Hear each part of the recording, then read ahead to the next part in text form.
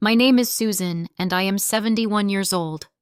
5 years ago, I thought my daughter loved me. I thought she wanted to take care of me when I got sick.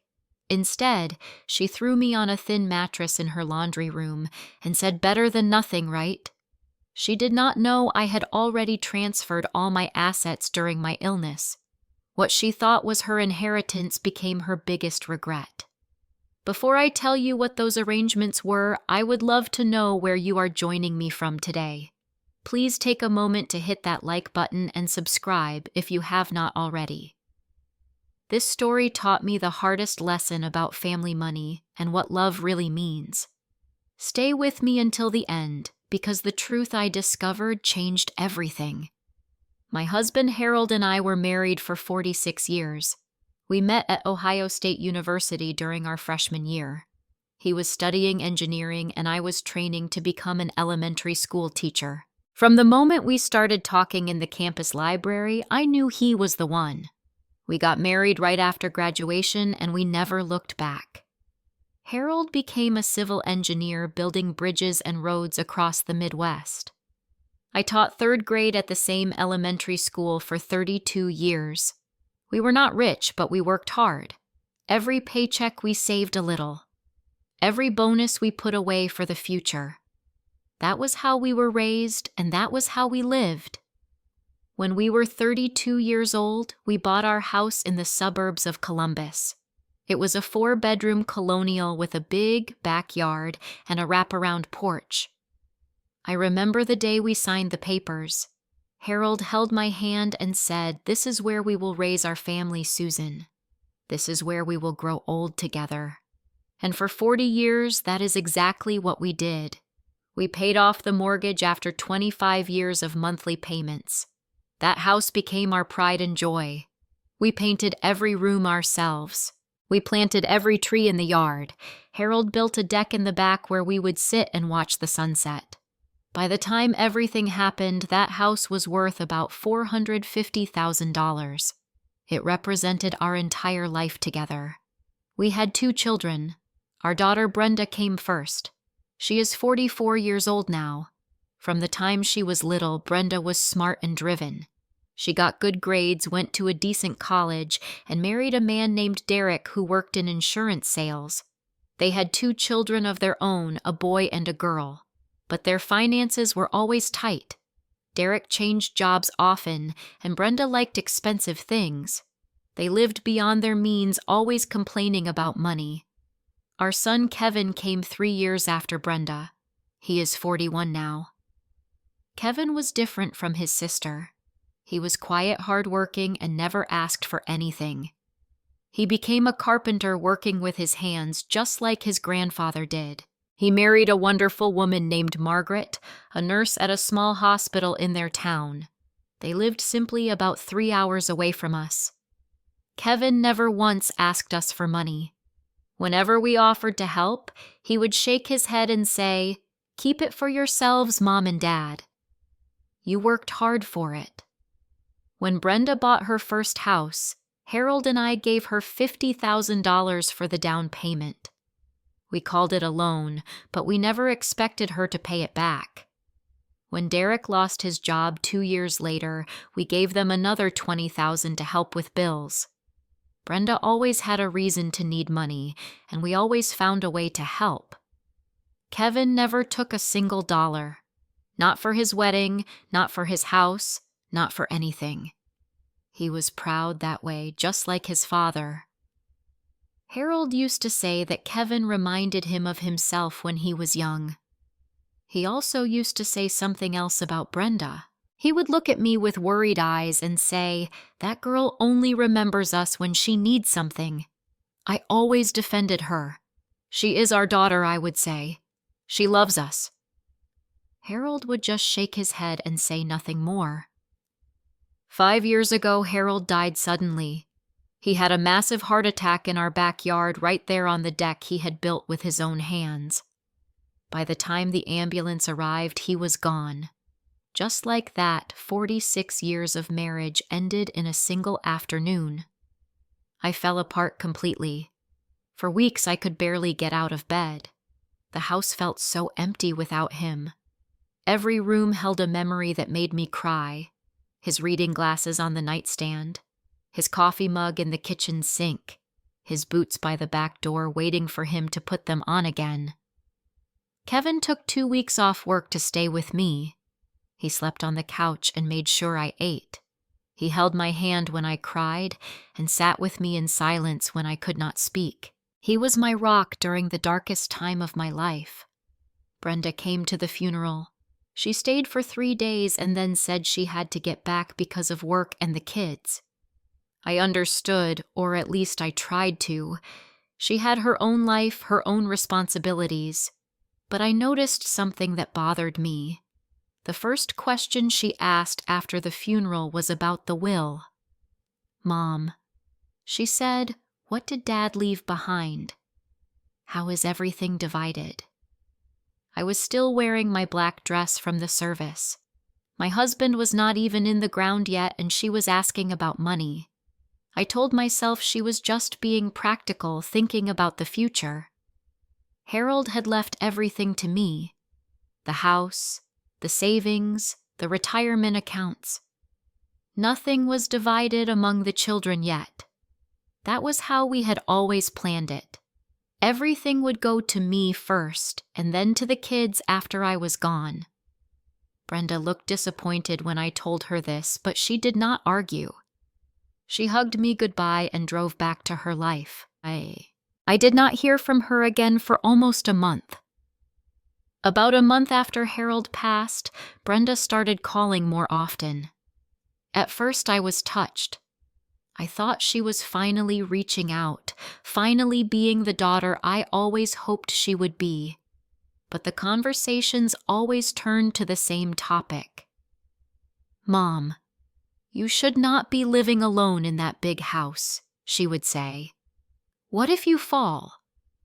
What if something happens to you?" I told her I was fine. The neighbors checked on me. I had friends at church. I was managing. But she kept pushing. "Have you thought about selling the house?" she asked one day. "You could move into one of those assisted living places. They take care of everything for you." I told her I did not want to leave my home. This was where Harold and I had built our life together. Every corner held a memory. I was not ready to give that up. Then she said something that made my blood run cold. "Well, she said you could give us some of the money now instead of waiting until you die. That way we could use it while you are still alive to see us enjoy it." I was so shocked I could not speak. She was not asking me to sell the house for my own benefit. She was asking me to sell it so she could have the money now. I told her no. I told her I was keeping the house. She got quiet and said she understood, but I could hear the frustration in her voice. A few weeks later, Kevin called me. His voice was different, worried in a way I had not heard before. "Mom," he said, "Brenda called me. She said you are being stubborn about the house. She said you are not thinking clearly." I told him that was nonsense. I was thinking perfectly clearly. I just did not want to sell my home. Kevin was quiet for a moment. Then he said something that stayed with me. "Mom, be careful. I do not trust her intentions. I think she is more interested in your money than in your well-being." I scolded him for talking about his sister that way, but deep down I was starting to wonder the same thing.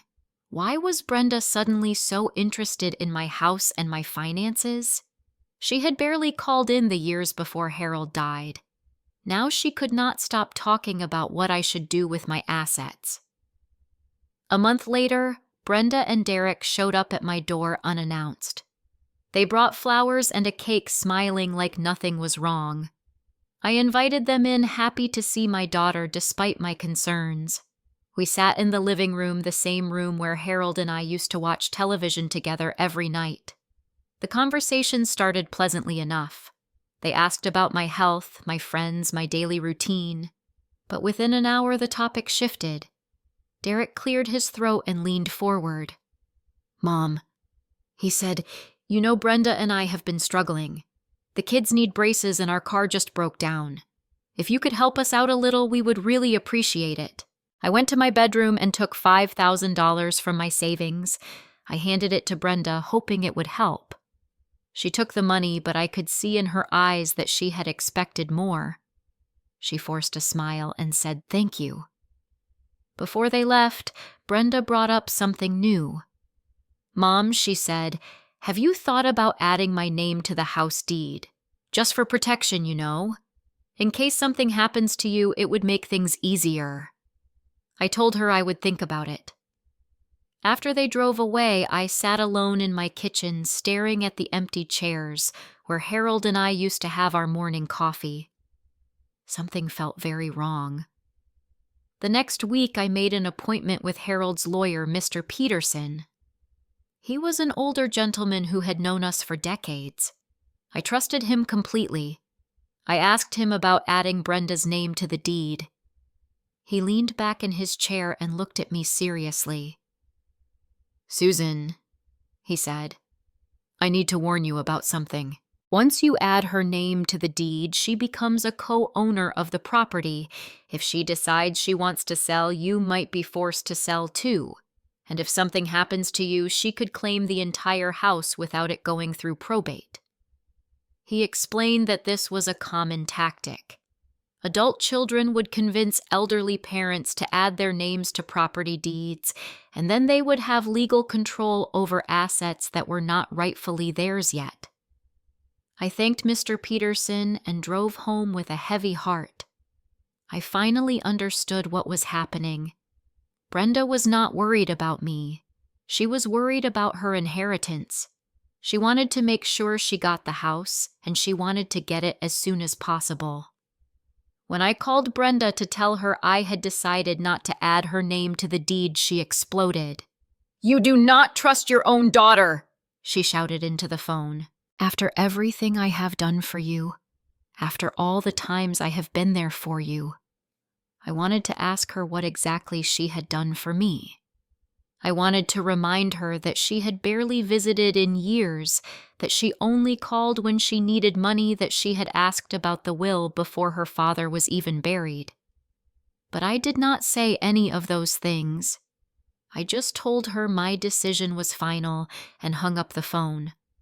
We did not speak for several months after that. 2 years after Harold died, I received news that changed everything. I had been feeling tired for weeks, more tired than usual. I thought it was just grief, just the weight of living alone. But when I finally went to the doctor, they found something else. Breast cancer. Stage 2, the doctor said I would need surgery followed by chemotherapy. The treatment would be aggressive, but my chances were good if we acted quickly. I sat in his office listening to words that did not seem real. Cancer, surgery, chemotherapy. These were things that happened to other people, not to me. I called both of my children that night. Kevin answered first. When I told him the news, his voice broke. "Mom," he said, "I want you to come stay with us. Margaret and I will take care of you." But Margaret was 7 months pregnant with their first child. Their house was small, only 2 bedrooms. I could not burden them with my illness when they were about to become parents. Then I called Brenda. To my surprise, she was sympathetic. She sounded genuinely concerned. "Mom," she said, "come stay with us. We have plenty of room. I will take you to your appointments. Make sure you eat everything. Please let me take care of you."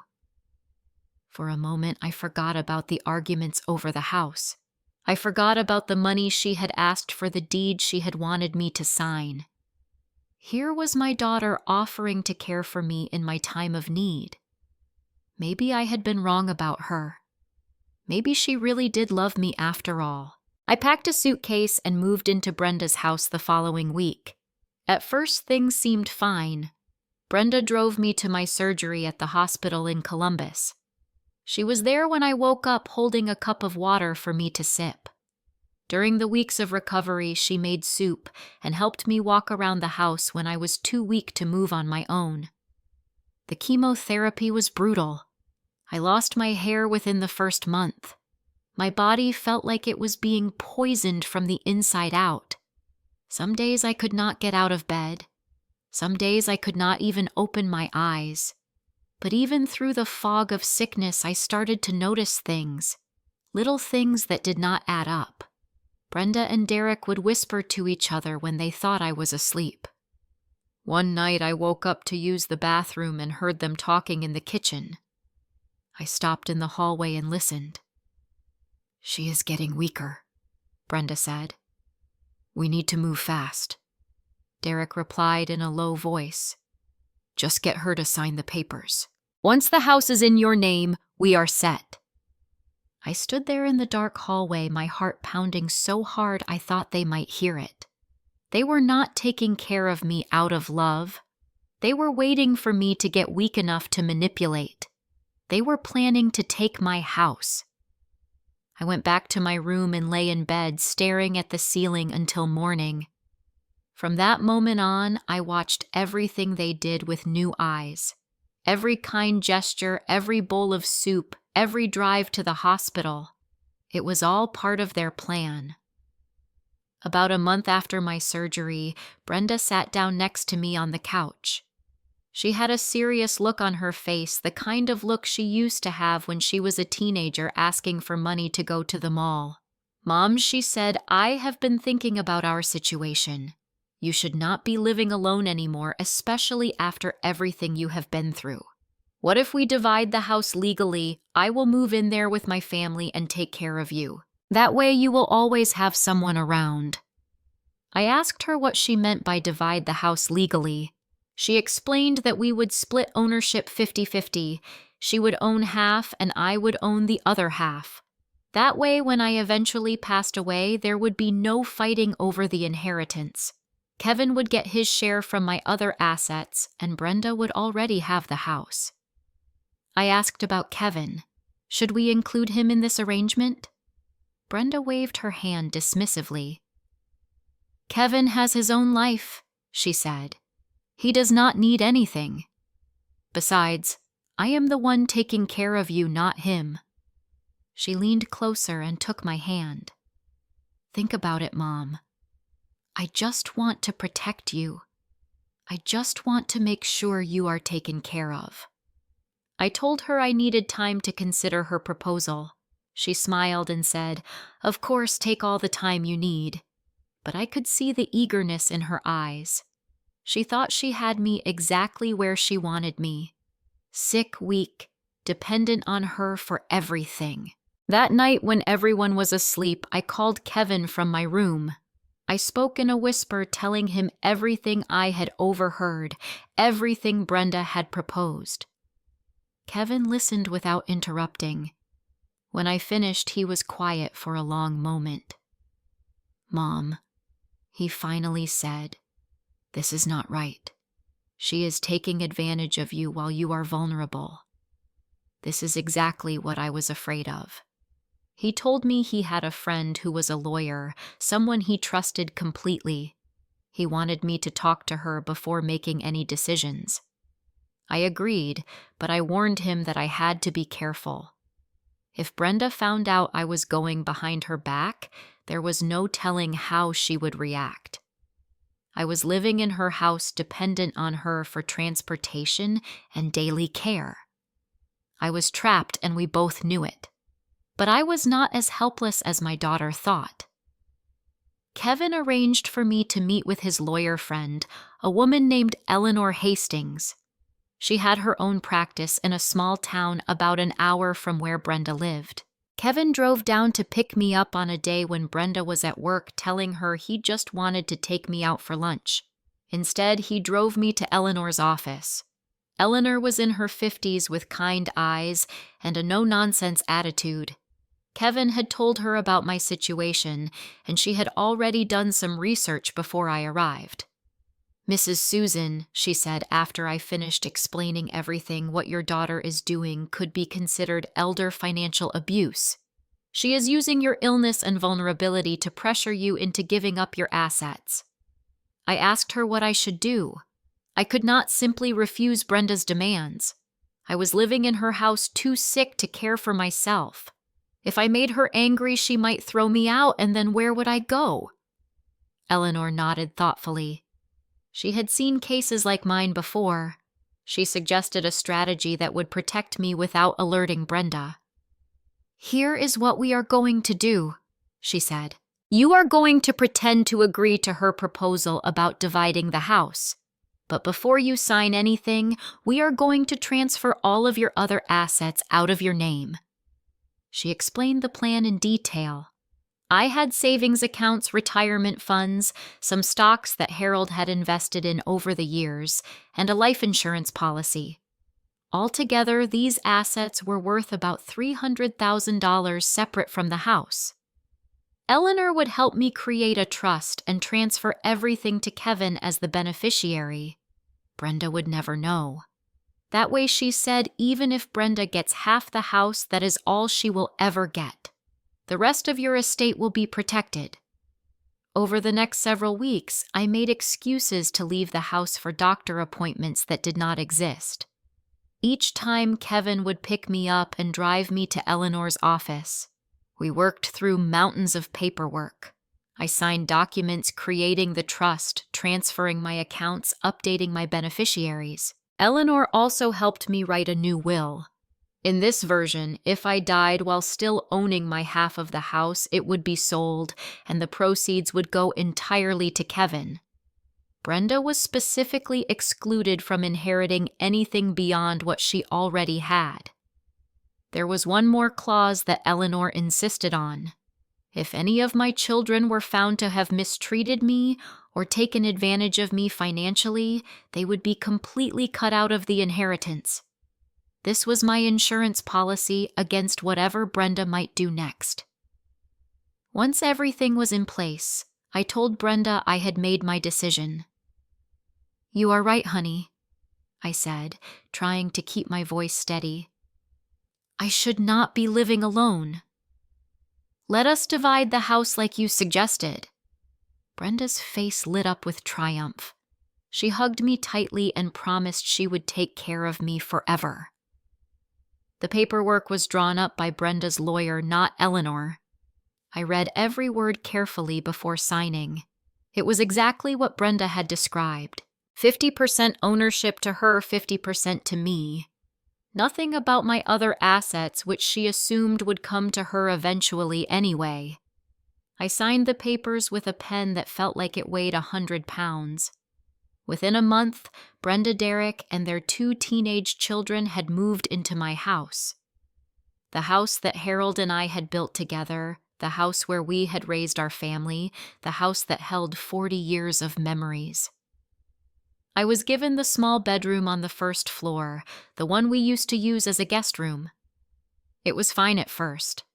Brenda continued to cook meals and drive me to my remaining chemotherapy sessions, but I knew it would not last. I knew that once I was no longer useful, once I was no longer sick enough to need her, she would show her true colors. And that is exactly what happened. The chemotherapy ended in late spring. By summer, my hair was starting to grow back thin and gray, but there. The doctors said my cancer was in remission. I was getting stronger every day, able to walk on my own, able to cook simple meals, able to take care of myself again. That was when Brenda changed. It started with small things. She stopped making me breakfast, saying she was too busy in the mornings. I understood. She had her own family to take care of. I could make my own toast and coffee. Then she stopped including me in family dinners. The 4 of them would sit at the dining room table, the same table where Harold and I used to host Thanksgiving, and I would eat alone in the kitchen afterward, picking at whatever was left over. Her 2 children stopped calling me Grandma. They started referring to me as her, as if I were a stranger living in their house, instead of the woman who had owned this home for 40 years. Derek made no effort to hide his contempt. Whenever I walked into a room, he would sigh loudly and leave. He complained about everything I did. The electricity bill was too high because I left lights on. The water bill was too high because I took too many showers. I was a burden, and he wanted me to know it. One evening, Brenda sat down across from me at the kitchen table with a look I had come to dread. "Mom," she said, "we need to talk about the living situation." I asked her what she meant. "This house is getting cramped," she said. 5 people is a lot. The kids need more space. Derek needs an office to work from home." I pointed out that there were 4 bedrooms. Surely that was enough space for everyone. Brenda shook her head. "The kids need separate rooms," she said. "And Derek really needs that office. We have been thinking that maybe you could move to a different part of the house." I asked where she expected me to go. She stood up and walked toward the basement stairs. I followed her down into the dim space below the main floor. She led me past the storage boxes and old furniture to a small room in the corner. It was the laundry room, barely bigger than a closet, with a washing machine and dryer against one wall. On the concrete floor, someone had placed a thin mattress. It was old and stained, the kind of mattress you might find at a garage sale for $20. A single bare light bulb hung from the ceiling. Brenda gestured at the mattress with a smile that did not reach her eyes. "You could stay here," she said. "It is private, quiet. Better than nothing, right?" I stood there staring at that mattress on the cold floor. This was my house. The house I had paid for with decades of work. The house where I had raised this ungrateful woman standing before me. And now she was asking me to sleep in the laundry room like a dog. I wanted to scream at her. I wanted to remind her of everything I had sacrificed for her, every dollar I had given her, every time I had put her needs before my own. But I said nothing. I knew that if I confronted her now, I would be thrown out on the street with nowhere to go, so I nodded and carried my few belongings down to the basement. For 3 months, I lived in that laundry room. The concrete floor was cold even through the mattress. There were no windows, no natural light. The only way in and out was through the main basement, up the stairs, and through the kitchen. Every time I needed to use the bathroom, I had to climb those stairs praying I would not fall. I ate whatever was left after the family finished their meals. Cold chicken, dried out rice, vegetables that had been sitting out for hours. Brenda said it was wasteful to cook separate food just for me. The worst part was the isolation. I was forbidden from using the living room when guests came over. Brenda said it would be embarrassing to have me there. The children were told not to talk to me, and they obeyed their mother without question. Days would pass without anyone speaking a single word to me. Every night I lay on that thin mattress and stared at the water stains on the ceiling. I thought about Harold, about the life we had built together. I cried until there were no tears left. But I also thought about the trust I had created, the assets I had transferred, the will that Eleanor had helped me write. Brenda thought she had won. She thought she had taken everything from me. She had no idea that I had already protected what mattered most. One night, Brenda came down to the laundry room with a stack of papers in her hand.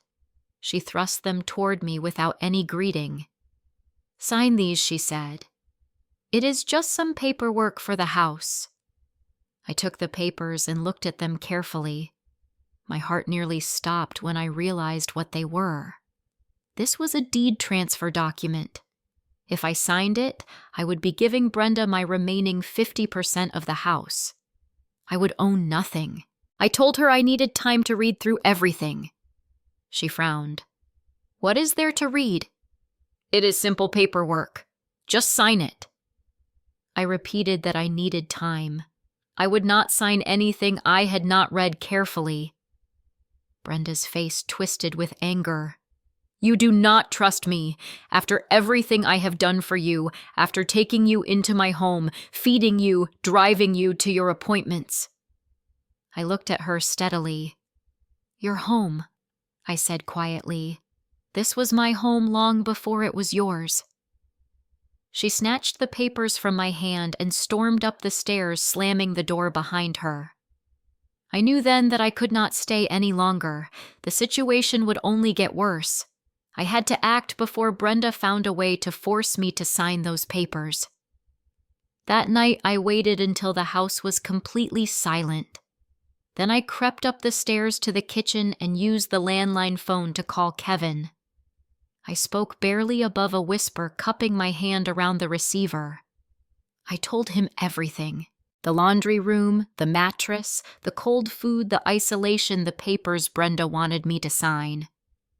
Kevin was silent for a long moment. When he spoke, his voice was shaking with barely contained rage. "Mom," he said, "pack whatever you can carry. I am coming to get you tomorrow morning." I told him to wait. I needed to do something first. I needed to see Eleanor one more time.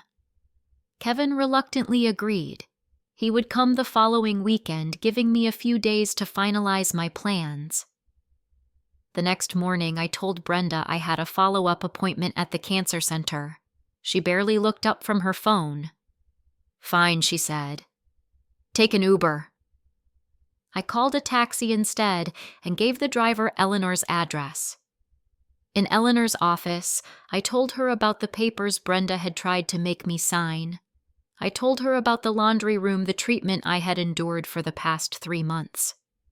Eleanor listened with a grim expression. "This is absolutely elder abuse," she said. "We need to document everything." She helped me update my will one final time. Brenda was now explicitly excluded from any inheritance whatsoever. She would receive exactly $1, which was the legal minimum to show that she had not been accidentally forgotten. Everything else, including my share of the house, would go to Kevin. Eleanor also helped me file a formal complaint with Adult Protective Services. We documented everything with photographs I had taken on my phone, showing the laundry room, the mattress, the conditions I had been living in. The complaint would trigger an investigation into Brenda's treatment of me. Before I left, Eleanor put her hand on my arm. "Susan," she said, "you have been incredibly brave. What you are about to do takes courage, but you deserve so much better than what your daughter has given you." I thanked her and took a taxi back to Brenda's house. I spent the next few days quietly packing my most precious belongings into a small suitcase. Photographs of Harold, a few pieces of jewelry, important documents. Everything else I left behind. On Saturday morning, Kevin arrived. He had driven 3 hours through the night to get there as early as possible. When he walked through the front door, Brenda was in the kitchen making coffee. "What are you doing here?" she demanded. Kevin did not answer her. He walked straight past her down the basement stairs and into the laundry room. I was sitting on the mattress, my suitcase packed and ready beside me. When Kevin saw the conditions his mother had been living in, his face went pale. Then it went red. I could see his hands trembling as he looked around at the concrete walls, the bare light bulb, the stained mattress on the floor. "Mom," he said, his voice cracking, "let us go. You are coming home with me." He picked up my suitcase with one hand and helped me to my feet with the other. We walked up the stairs together. Brenda was waiting at the top, blocking the doorway. "Where do you think you are going?" she said. "This is my house too. You cannot just take her." Kevin looked at his sister with an expression I had never seen before. Pure disgust. "Your house," he said. "You mean the house you are trying to steal from our mother? The house where you have been keeping her in a basement like an animal." Brenda's face flushed. "That is not true. I have been taking care of her." I stepped forward, then standing as straight as my 71-year-old back would allow. "I know everything, Brenda," I said. "I heard you and Derek planning. I know you only wanted the house. I know you have been waiting for me to die so you could take everything." Brenda started to protest, but Derek appeared behind her, his face twisted with anger. "You ungrateful old woman," he spat. "After everything we did for you. We took you in when you were sick. We fed you, drove you to your appointments. And this is how you repay us. Kevin stepped between us, his jaw clenched. Everything you did, he said. You mean forcing her to sleep in a laundry room? Feeding her scraps, trying to trick her into signing over her house while she was recovering from cancer. That is called elder abuse, Derek, and there are laws against it. Brenda's face went white. You cannot prove anything she said, but her voice was uncertain now. I reached into my purse and pulled out copies of the documents Eleanor had helped me file. I have all the proof I need, I said, photographs, records, a formal complaint with Adult Protective Services. And there is something else you should know. I paused, looking at my daughter, this stranger who had once been my baby girl. I transferred all my other assets months ago, I said. The savings, the retirement accounts, the investments, the life insurance, all of it. You got 50% of this house, Brenda, and that is all you will ever get from me. Brenda's mouth fell open. What? But your savings, your retirement that was supposed to come to us. I shook my head. It went to someone who actually deserves it. Someone who never asked me for money, who never tried to manipulate me, who offered to take care of me without expecting anything in return. I looked at Kevin and he squeezed my hand. Brenda started to cry, but I felt nothing. No guilt, no sympathy, nothing but relief. Kevin guided me toward the front door, and we walked out of that house together. As we drove away, I did not look back. Not at the house, not at the garden Harold and I had planted, not at any of it. That chapter of my life was over. Kevin and Margaret welcomed me into their home as if I had always belonged there. Their house was small, just 2 bedrooms and a tiny nursery for the baby that would arrive in a few weeks. But it was filled with warmth and love, things that Brenda's mansion-sized house had never contained. They gave me the guest bedroom, a sunny room with windows overlooking a small garden. Margaret had put fresh flowers on the nightstand and new sheets on the bed.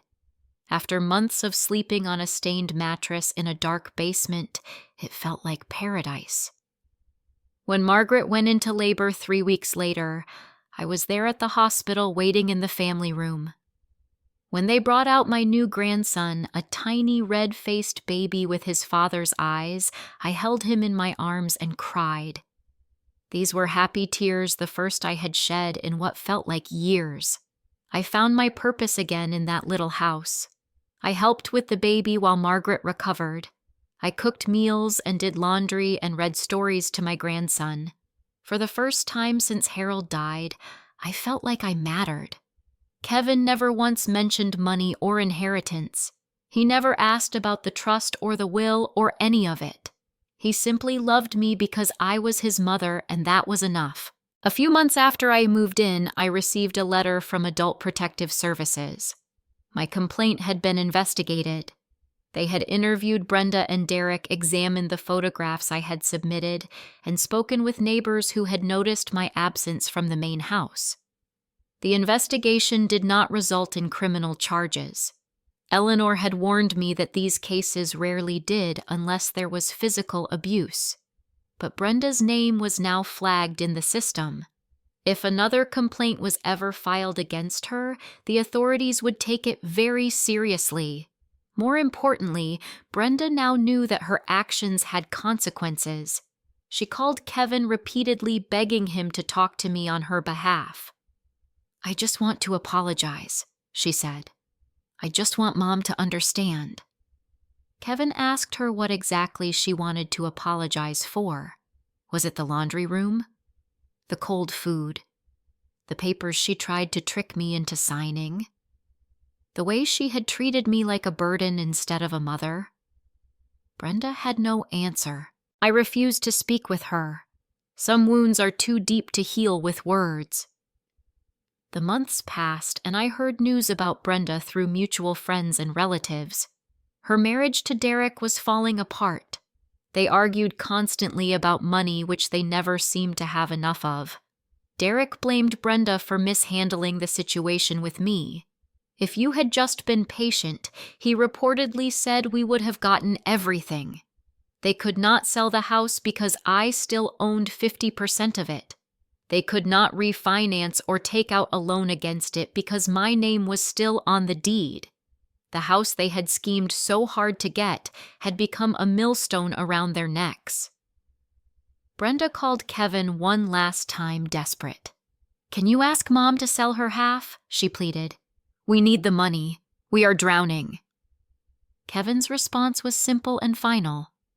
"You made your bed, Brenda. Now lie in it." Looking back now, I think about what went wrong. Where did I fail as a mother? Was it all the times I gave Brenda money without making her work for it? Was it the way Harold and I always rescued her from her own mistakes? Did we teach her that she was entitled to everything without earning anything? Or was it something inside her? Something that was always there? Something that no amount of good parenting could have changed? I do not have answers to these questions. I am not sure anyone does. What I do know is that money reveals who people really are. When there is an inheritance at stake, you find out very quickly who loves you and who loves what they can get from you. Brenda showed me her true face during the hardest time of my life, and that is something I will never forget. But I also learned that not all children are like Brenda. Kevin proved that love still exists, that family can still mean something. He took me in without conditions, without expectations, without any thought of what he might gain. He did it because I was his mother, and that was reason enough. Many people have asked me if I have forgiven Brenda. It is a complicated question. I have not forgiven her for what she did. I do not think I ever will. She took advantage of me when I was at my weakest. She put me in a basement and treated me like I was already dead. She tried to steal my home, my security, my dignity. But I have stopped hating her. Hatred is a poison that hurts the person who holds it more than the person it is aimed at. I spent too many nights lying on that laundry room floor, consumed by anger and resentment. That anger was eating me alive. So I made a choice. I chose to let go of the rage not for Brenda's sake, but for my own. I chose to focus on the people who actually love me instead of the one who only loved my money. Brenda got what she deserved. She got 50% of a house she cannot sell, a failing marriage, and a mother who will never trust her again. That is her punishment, and it is enough. I am at peace now. I live in a small room in a small house with people who genuinely care about me. I watch my grandson grow and learn and discover the world. I cook meals that everyone eats together at the same table. I am part of a family again. That mattress on the laundry room floor was the lowest point of my life. My own daughter treated me like I was nothing, but it also woke me up. It showed me who truly loved me and who was just waiting for me to die. I used to think a mother's love should be unconditional, and maybe it is. I still love Brenda somewhere deep down where old memories live. But a mother's assets, those should go to those who earn them through kindness, not cruelty. If you are out there listening to this story living with a child who treats you like a burden, I want you to know something. You are not helpless. You are not trapped. You have more power than you think. Find a lawyer you can trust. Document everything. Protect your assets before someone else takes them. And when the time comes, do not be afraid to walk away from people who only see you as a dollar sign. Your peace of mind is worth more than any house. I want to ask you something before I go. Have you ever had to make a difficult choice about family and money? Have you ever discovered that someone you loved only loved what they could get from you? Leave me a comment and share your story. Sometimes it helps just to know that we are not alone. If this story touched your heart, please take a moment to hit that like button. Subscribe to the channel so you do not miss more stories like mine. And if you know someone who needs to hear this message, share this video with them. You might just help someone find the courage to take back their life. Thank you for listening to my story. Thank you for being here with me today. I wish you and your families nothing but love, respect, and the wisdom to know the difference between those who truly care and those who are only waiting for what they can take. Take care of yourselves and take care of each other. Goodbye for now.